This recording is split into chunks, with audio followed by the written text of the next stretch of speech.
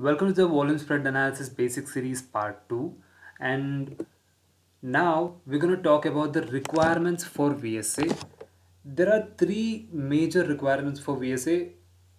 Those are volume, the second thing is the spread of a bar, and the third thing is the closing price of the bar. First, let's understand what is bar. We know we are similar with volume, right? Now let's understand what bar is all about. So we are in the TradingView terminal, and you can see this is the candlestick charts.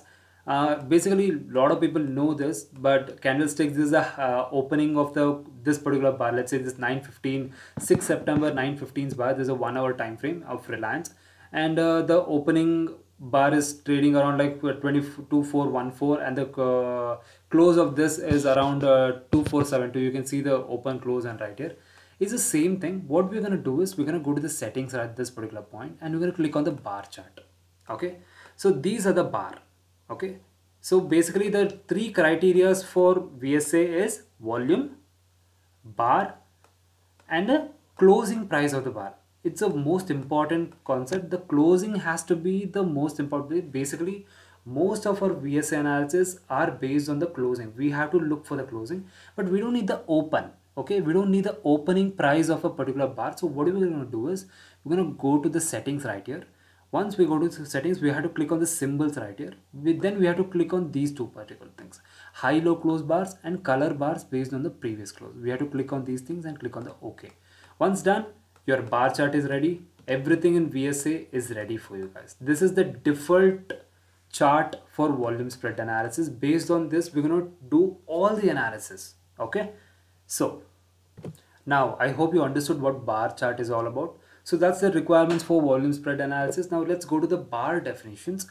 So right now I think we have around 5 topics right here in bar definitions, but let's complete this entire theoretical part. Then let's go to the practical part. I'm going to show you in charts, but let's first understand the up bar.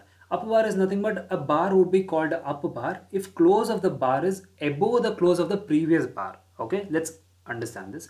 The down bar is the same thing, it's opposite. Down bar would be called a down bar if the close of the bar is below the close of the previous bar. And spread is the difference between high and low of a particular bar. Okay, and widespread bar, as if the spread of the bar is above 1.5 times more than the average spread bar, and narrow spread bar is nothing but the spread of the bar is 0.7 times smaller than the average spread bar. Let's understand this in the form of chart. Now let's understand those bar definitions in the form of charts. Now the first one we are having is the up bar. So what is an up bar? Already I told you, the opening has to be below and the closing of the bar has to be higher. Okay, this is an up bar. So basically in TradingView or any particular chart platforms, all the green bars are up bars and all the red bars are the down bars. Okay, in simple, the closing has to be on the higher side than the previous bar. This is the previous bar, the closing is right here, and the next closing is on the upper side. So this is considered to be an up bar. Even right here you can see this in simple. This particular bar, the 315 bar, you can see the time right here, the 315 bar, the closing is around this particular bar, but the next bar, the 415's bar, is the closing of the 415 is the higher one. So this is considered to be an up bar, and vice versa for the down bar. Okay, so that's concludes up bar and down bar. Now spread. So what is spread? Spread is the difference between high and low of a particular bar. Okay, means let's say if I'm taking the low and high of a particular bar, so this particular bar moved from 2412 to around 2480. Okay, so basically it has moved 68 points. So that's the difference. Okay, that's the spread. It's the difference between high and low of a particular bar. Okay, so now that concludes a spread. So right now we can say the different types of spreads: wide spread bar and narrow spread bar. It's simple. Wide spread bar is nothing but a longer bar. Okay, let's say market moved right at 68 points. This is considered to be a wide spread bar, and this is a narrow spread bar. There's only smaller spread bars. This is a smaller bar right here. This is a narrow spread bar. This is a narrow spread.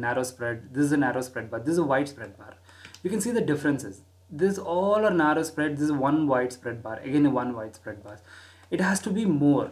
In simple terms, the wide spread bar has to be above 1.5 times and narrow spread bar has to be 0.7 times smaller. Okay, so basically you're gonna understand with time. It's just a definition, that's it. So I already showed you the practical example. So that concludes our bar definitions. Okay, now let's move to the next topic. Yeah, again I have given you a particular example right here. I have completely forgot this. Okay, so this is the high low of a particular bar. This is the closing spread. It's the same thing. You can take a screenshot of this if you want, or just understand it. Okay, it's a wide spread bar. The spread is higher. The price momentum in this particular bar is higher compared to the previous bars. And this is a narrow spread bar. The price momentum is lower compared to previous bars. This is an upper bar. This is a down bar. Upper bar, the closing has to be higher than the previous close, and the down bar has to be lower than the previous close. Again, up close bar and down close bar is the same thing. Okay, so that concludes our part 2, and thank you. We will see you in the next video.